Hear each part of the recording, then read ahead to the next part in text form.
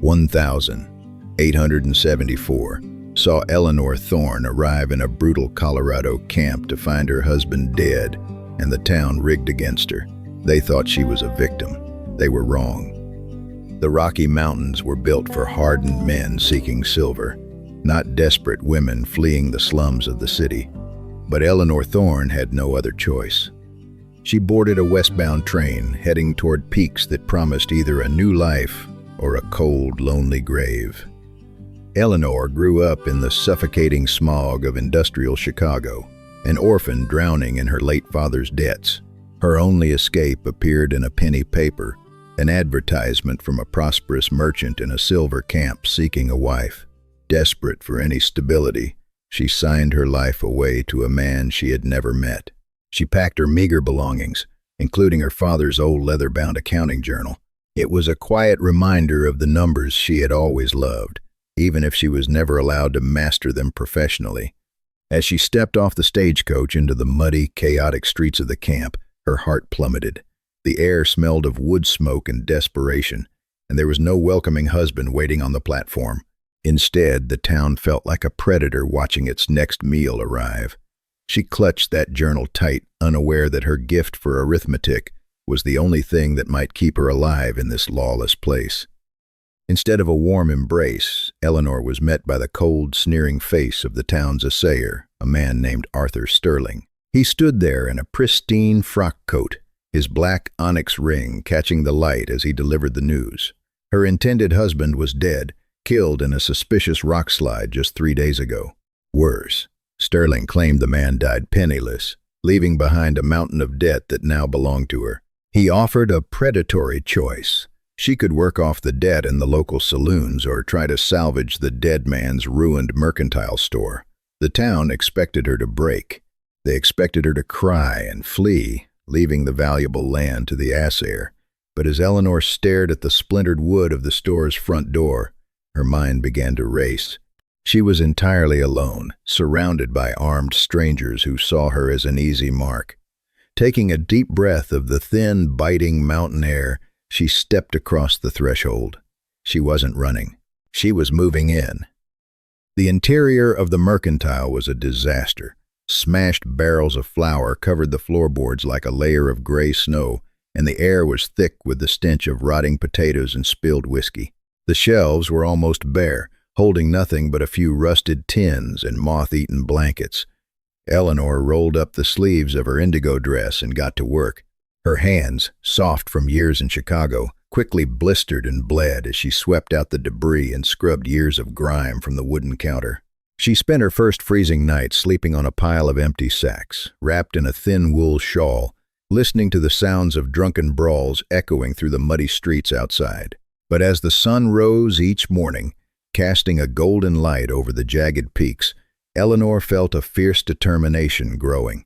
She began taking a meticulous inventory of the pathetic stock, recording every single nail and ounce of coffee in her father's leather journal. She wasn't just cleaning a store anymore. She was building a fortress against a world that wanted her gone. Cleaning the store was only the beginning of the nightmare. The local miners, loyal to Arthur Sterling out of fear, refused to step foot inside. When Eleanor tried to buy goods from passing supply wagons, the drivers demanded impossible prices, clearly bribed to starve her out. Day after day, she stood behind her counter, watching potential customers cross the street just to avoid her door. Her savings were dwindling, and hunger became her constant companion. Yet, she noticed something from her window. The miners' wives and children were dressed in rags, their faces gaunt. Sterling wasn't just overcharging for supplies. He was bleeding the entire community dry, forcing them into a cycle of debt.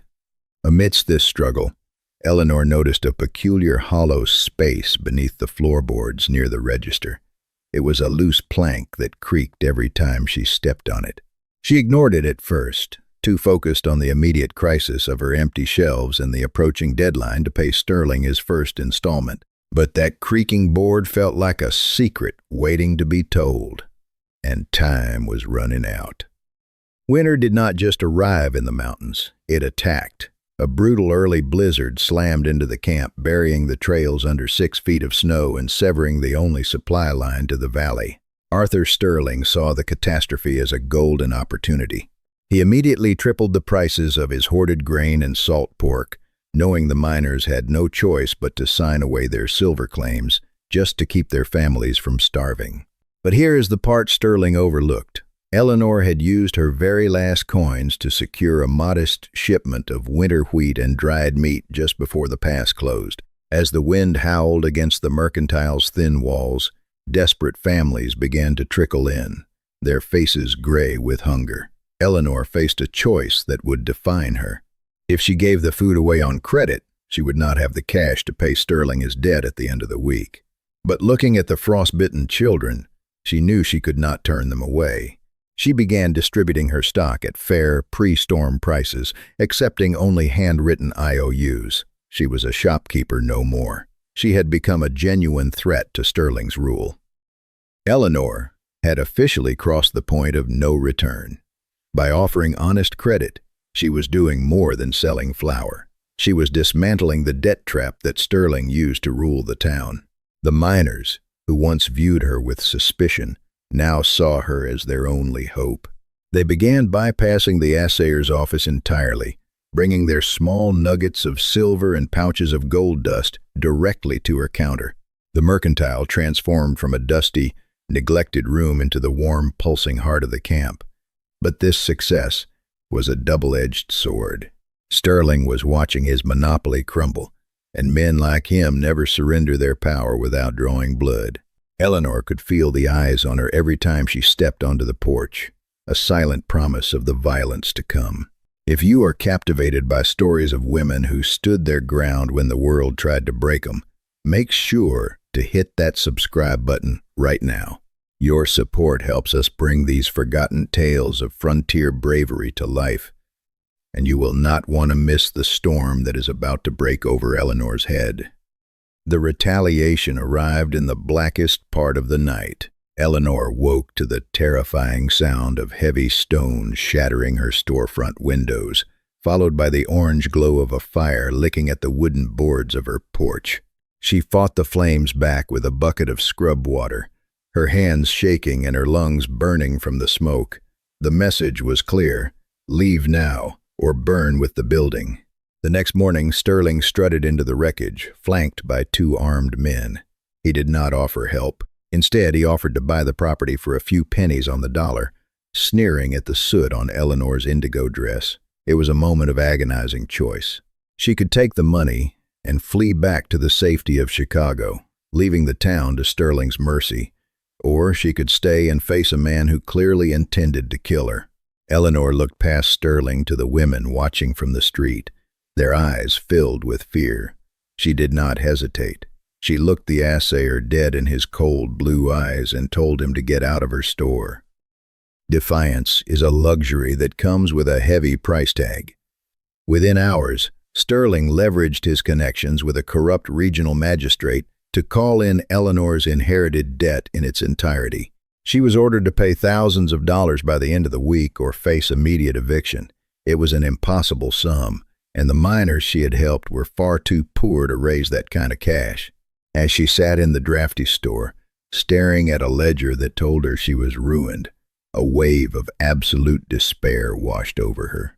She had fought until she was hollow, and now a single stroke of a crooked pen was going to take it all away. In a moment of pure, white-hot frustration, she slammed her fist against the floorboards. But instead of a solid thud, the wood gave way with a hollow crack. A loose plank near the register had splintered. Beneath the floor, tucked away in a dark, dusty cavity, sat something that did not belong in a mercantile. What would you do if you were backed into a corner with nothing left to lose? Tell me in the comments, because Eleanor was about to find her answer. Eleanor reached into the dark space and pulled out a heavy bundle wrapped in oilcloth. Inside was a leather-bound ledger, but the handwriting was not hers. It belonged to her late fiancé. As she turned the yellowed pages, her mind raced to keep up with the numbers. This was not a record of sales or inventory. It was a meticulous day-by-day account of Sterling's criminal empire. The ledger documented years of systematic extortion, stolen silver shipments, and the exact amounts paid in bribes to the magistrate. Her fiancé had not died in a random rock slide. He had been murdered because he held the evidence that could hang Arthur Sterling. The despair that had nearly crushed Eleanor vanished, replaced by a cold, righteous fury. Saving her store was no longer enough. She intended to burn Sterling's criminal enterprise to the ground. That night, she secretly summoned the most trusted miners to the back of the mercantile, spreading the explosive evidence out under the dim light of a single lantern to plan their move. The morning of the deadline arrived with a sky so clear and cold it felt like glass. The entire camp was eerily silent. The saloons were shuttered. The rhythmic clatter of mining pans had stopped, and even the wind seemed to hold its breath. Sterling marched down the muddy center of the street, flanked by the magistrate and 4 armed enforcers, his black onyx ring glinting in the winter sun. He expected to find a broken woman waiting to hand over her keys. Eleanor stood alone on the porch of her mercantile, her auburn hair pulled back tight and her hands folded over her apron. She looked small against the backdrop of the jagged peaks, but she stood with the stillness of a mountain. As Sterling reached the steps and loudly demanded his payment, he failed to notice the movement in the shadows behind him. Dozens of miners were stepping out from the livery and the boarding houses, forming a silent, unbreakable ring around the building. The air was thick with the scent of wood smoke and looming violence. Eleanor did not flinch. She simply reached into her pocket. "I don't have your money, Sterling," Eleanor said, her voice cutting through the freezing mountain air like a blade. The magistrate stepped forward to seize the keys to the mercantile, but she didn't move. Instead, she reached into her apron and pulled out the heavy oilcloth bundle. She didn't just hand it over, she opened it and began to read aloud.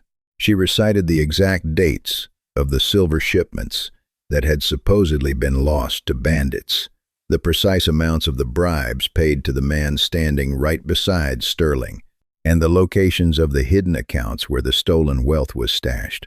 The silence in the street grew heavy as 80 miners listened to the cold, hard math of their own betrayal.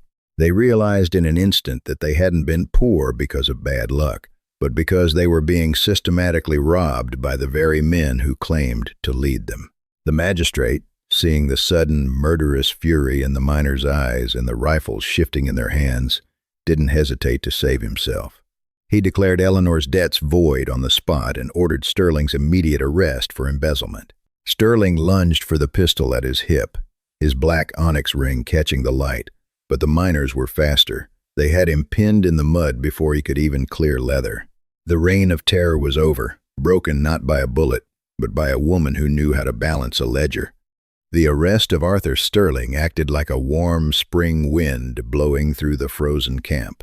Within hours, the heavy iron padlocks on the warehouses were smashed open, and the hoarded barrels of flour and crates of salted pork were distributed to the families who had been surviving on scraps for months.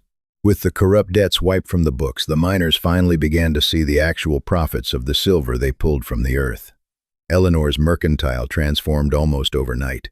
It wasn't just a place to buy salt and sugar anymore. It became the heart of a community that was finally breathing again. The broken windows were replaced with clean glass, and the shelves groaned under the weight of fresh goods brought up from the valleys below.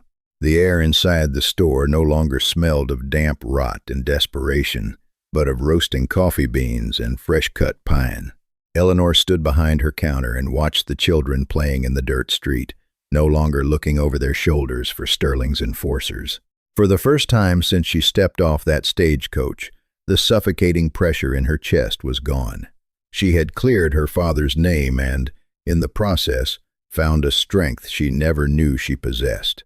By the summer of 1875, the miserable collection of shacks had grown into a proper town with a future. Eleanor expanded the mercantile, adding a small post office and a bakery that filled the morning air with the scent of rising bread. She never did marry again. She chose instead to remain the fiercely independent heart of the community she had risked everything to save. The miners, the very men who had once looked at her with pity or scorn, now treated her with a reverence usually reserved for saints. They made sure her shipments were never late and her store was always protected. Eleanor had arrived in the territory as little more than a piece of property, a woman sold to cover a dead man's mistakes, but she had forged herself into the most respected figure in the high country. Her ledger, which had once been a record of ruin and criminal secrets, was now filled with the steady, honest numbers of a town that was finally allowed to prosper. She had turned a legacy of debt into a legacy of hope, proving that sometimes the quietest voices are the ones that carry the most power. Eleanor Thorne's story serves as a reminder that the loudest voices in history aren't always the ones that matter most. True strength isn't always found in the barrel of a gun or the size of a bank account. Sometimes it's found in the quiet courage of a person who refuses to move when the rest of the world is telling them to run. She used her mind and her iron will to dismantle a corrupt empire, proving that even in the lawless corners of the frontier, the truth has a way of coming to light. History is built on these undocumented moments of bravery, where ordinary people do the impossible. If you want to hear more stories about the forgotten heroes who shaped the American West, make sure to hit that subscribe button so you can join us for our next journey into the past. And I'm curious, if you were standing on that porch with nothing but a ledger in a town full of enemies, would you have had the nerve to stay? Let me know your thoughts in the comments below. I'll be down there reading them. And I'll see you in the next video.